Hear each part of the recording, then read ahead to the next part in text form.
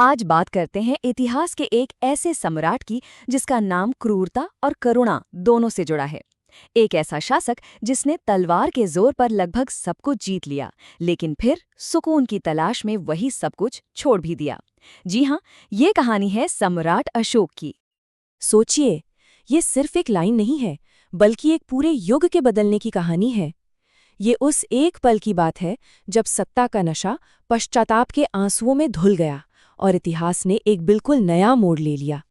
सम्राट अशोक, एक नाम जो कभी ताकत और जीत के गुरूर का प्रतीक हुआ करता था। लेकिन फिर इतिहास में कुछ ऐसा हुआ जिसने इस विजेता सम्राट को पूरी तरह से बदल कर रख दिया।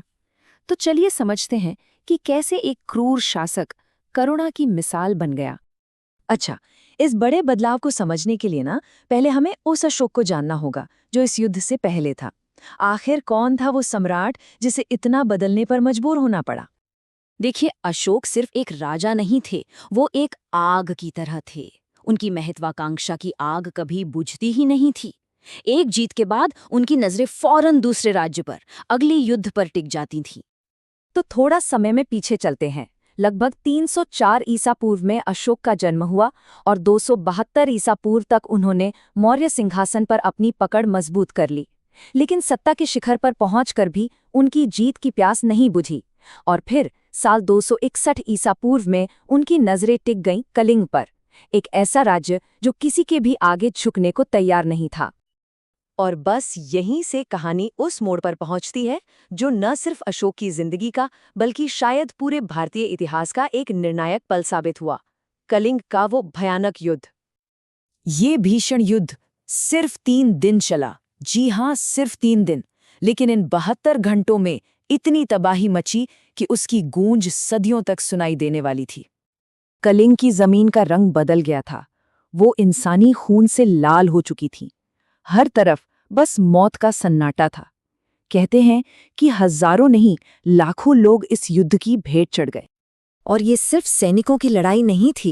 इस युद्ध की आग ने हर घर को जला दिया था। वो बुजुर्ग जिन्होंने अपने बेटे खो दिए, वो बच्चे जो अनाथ हो गए और वो महिलाएं जिनका सब कुछ छिन गया। कोई भी इस तबाही से बच नहीं पाया।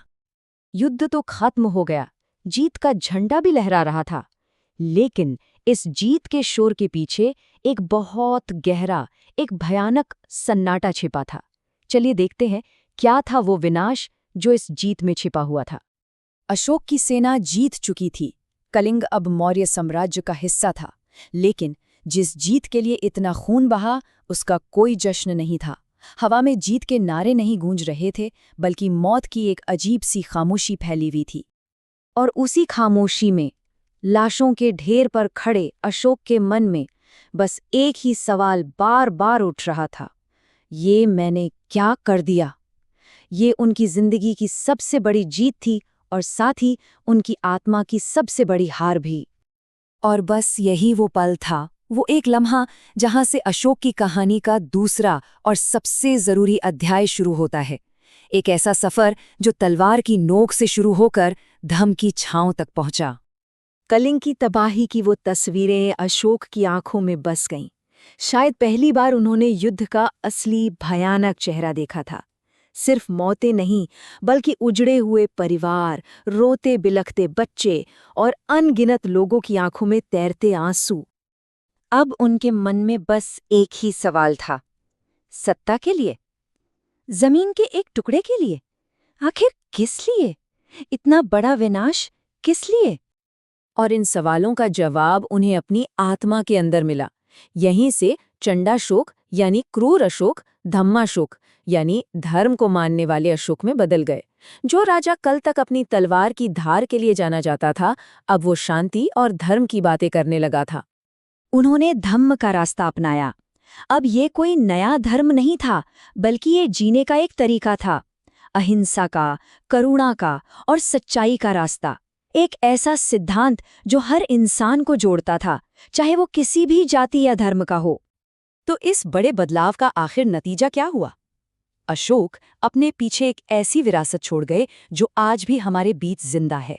चलिए उनकी इसी विरासत पर एक नज़र डालते हैं। अशोक सिर्फ सोचते नहीं रहे, उन्होंने अपने विचारों को असलियत में बदला। उन्होंने बौद्ध धर्म अपनाया और अपने पूरे साम्राज्य में अहिंसा का संदेश फैलाया।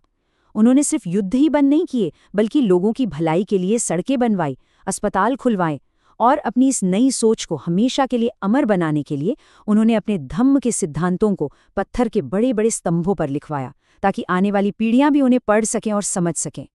ये शायद इतिहास का सबसे बड़ा हृदय परिवर्तन था। एक सम्राट जो अपनी तलवार की धार के लिए दुनिया भर में जाना जाता था, अब वो शांति और करुणा का सबसे बड़ा दूत बन गया था और उसने अपनी तलवार हमेशा के लिए म्यान में रख दी। तो अशोक की कहानी सिर्फ एक राजा की कहानी नहीं रह जाती। ये हमें सिखाती है कि असली जीत किसी और को हराने में नहीं, बल्कि अपने अंदर के गुस्से और घमंड को हराने में है। सबसे बड़े बदलाव बाहर नहीं होते, वो हमारे अंदर होते हैं। तो आखिर में एक सवाल जो ये कहानी हम सब के लिए छोड़ जाती है, असली लड़ाई का मैदान आखिर है कहाँ? किसी युद्धभूमि पर या इंसान के अपने दिल के अंदर? इस पर सोचिएगा जरूर।